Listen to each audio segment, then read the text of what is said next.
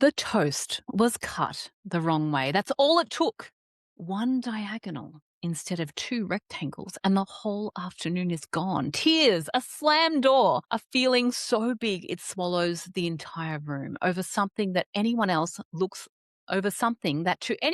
looks like absolutely nothing. If you've ever stood in the kitchen thinking, how is this the hill that we are dying on today? I want you to know two things. Number one, you're not alone and your child is not being dramatic on purpose. The feeling itself lasts only about 10 minutes, but the afternoon, though, it's gone because everyone's so exhausted. And that gap between the size of the trigger and the size of the reaction is one of the most confusing and exhausting parts of parenting a child with ADHD. So today we're naming exactly what's underneath it. I'm Sharon Collin. I'm a PCC credentialed ADHD coach and parenting expert, and I'm a mum of three beautiful boys with ADHD. I've worked with over 40,000 families across Australia, and big emotions are one of the things parents ask me most about.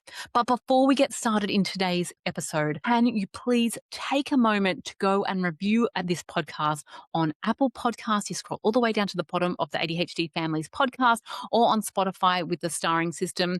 It is baffling to me that we have such high download rates, but almost no reviews. Please, please, please go and review. It really does help this podcast reach more families and helps us continue to bring you this incredible free resource. Thank you so much. So I want to let you know that this is not just our kids who have these big emotional reactions.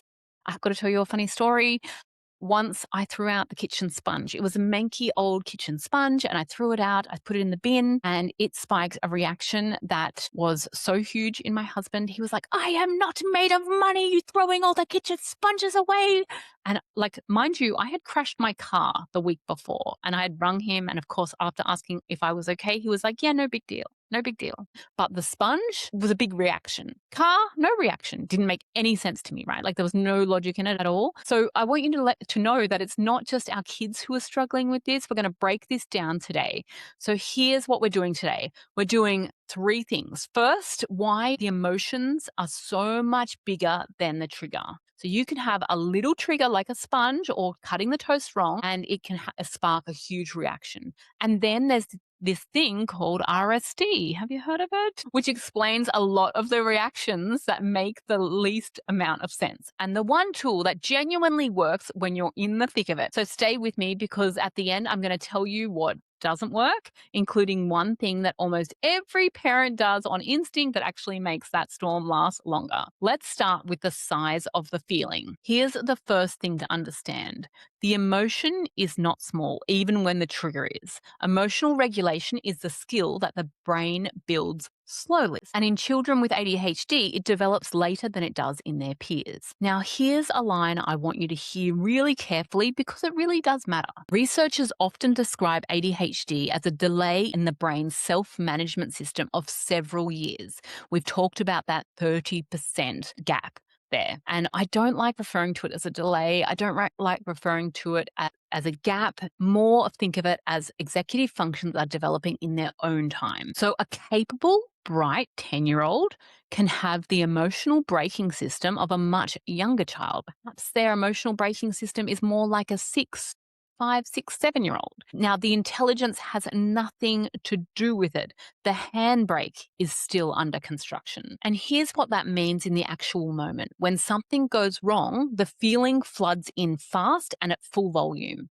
A neurotypical brain has a little buffer, a half-second pause between the feeling and the reaction. Now, not every time will they catch it, but they do have that little half-second pause. That tiny gap is where a child can catch themselves. Now, an ADHD brain doesn't get the luxury of that pause. The emotion and the explosion, they arrive together and there's no gap to catch anything. So the wrong toast isn't really about the toast. It's the moment a nervous system that was already sitting close to the edge tipped over and the toast just happened to be standing there when it did. For so long, I tried to explain away my kids' big reactions. I tried to explain or downplay why they shouldn't be having that big reaction in I was trying to measure it in proportion to what the trigger was. And I would do all this justification and this explaining about it's only toast, it's only a kitchen sponge, all of these things. I would minimize what they were feeling by trying to explain it. But what actually made things better was understanding that there was no pause. This reframe really takes the sting out of it, because once you recognize it, you stop reacting to the feelings aimed at you. Now, there's a second piece to this, and it explains the reaction that makes the very least sense of all. It's called Rejection Sensitivity Dysphoria, or RSD. Now, I've never met a single person with ADHD who doesn't have RSD in some form. Now, let me define it plainly. RSD is an intense emotional response to real or perceived rejection, criticism, or failure. It's very common in people with ADHD, and it turns small corrections into something that feels absolutely catastrophic. So here's what that looks like. You say something completely ordinary, like, "Can you put your shoes away?" And you get a reaction that is wildly, bafflingly out of proportion to the size of what you just asked. Hence the kitchen sponge. And here's why. Your child didn't hear a small piece of guidance. Their nervous system heard, "You've got it wrong, you're in trouble, you've disappointed me, you always do that." And it landed like a physical blow. Now, this is the part I really want you to hold on to. RSD is not oversensitivity to be trained out of. It's a wiring difference in how the brain processes perceived rejection. So when you can see that, the whole thing reframes. You're supporting a child for whom feedback can physically hurt. And I know where a parent's mind goes next. Does this mean I have to walk on eggshells forever? Well, no, it doesn't. You don't have to walk on eggshells. What helps, and it helps enormously, is delivering your corrections with warmth, separating the behavior from the child, and repairing quickly after it. So a good example of a flat correction versus a warm correction. A flat correction is, you can't just leave your plate there every single time you get up from the table. A warm correction is, "Hey, plate's still on the table, buddy. Can you take it through for me?" Okay, so there's one more piece before we get to what to actually do, and it's the one that feels the most personal. But why does my child hold it together everywhere except for with me? This often comes up for mums in our community. And I want you to know that it is no different in my household. My children are the worst for me. That actually really sucks and actually stings to say. They act worse for me than they do for everybody else. We are the safest place. We have no novelty. We are there all the time. We're the ones that are making the most amount of demands. So think about for your child's day. They spend the whole day managing themselves. It takes a lot to hold all this stuff in, right? For teachers, for their sports coaches, for their friends.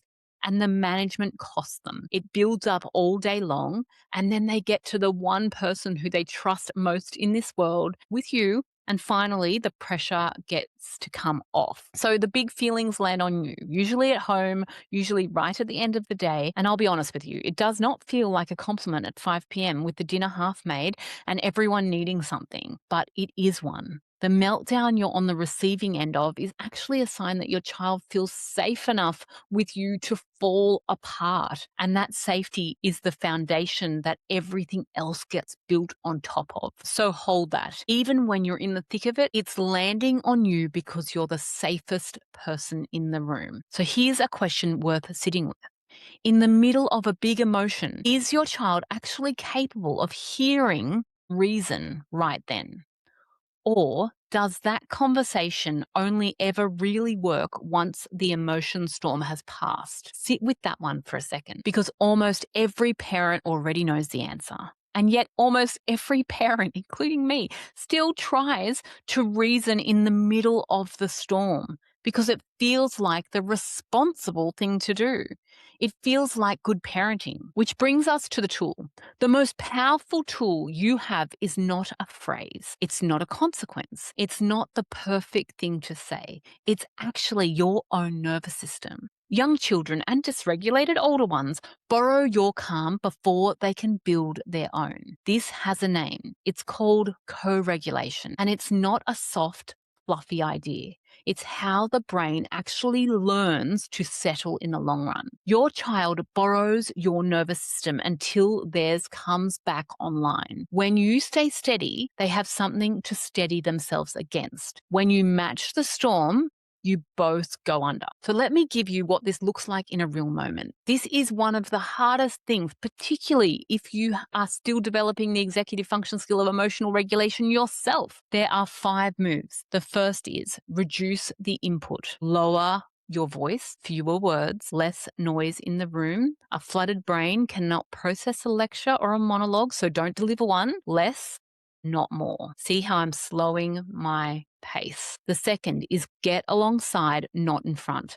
A calm, quiet presence regulates a child faster than an explanation you could ever give. So sit nearby, drop the demand and eye contact. Just be the steady thing in the room. The third is name the feeling before you try and fix the problem. You can say something like, that felt really unfair. That felt really unfair. Now that lands, not it's just toast, because that doesn't land. Naming the emotion actually helps the brain move through it. Trying to fix the problem too early, well, that doesn't. The fourth is wait it out. It takes 20 to 30 minutes for a brain to come down from a stress response. You cannot shortcut that, and trying to shortcut it makes it actually take longer.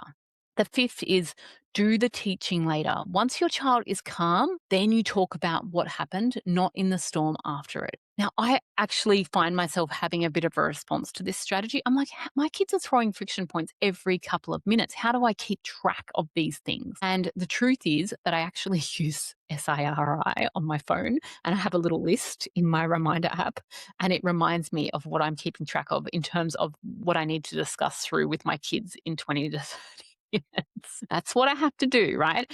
But over time, it becomes less and less and less because you're not navigating the same amount of emotional waves.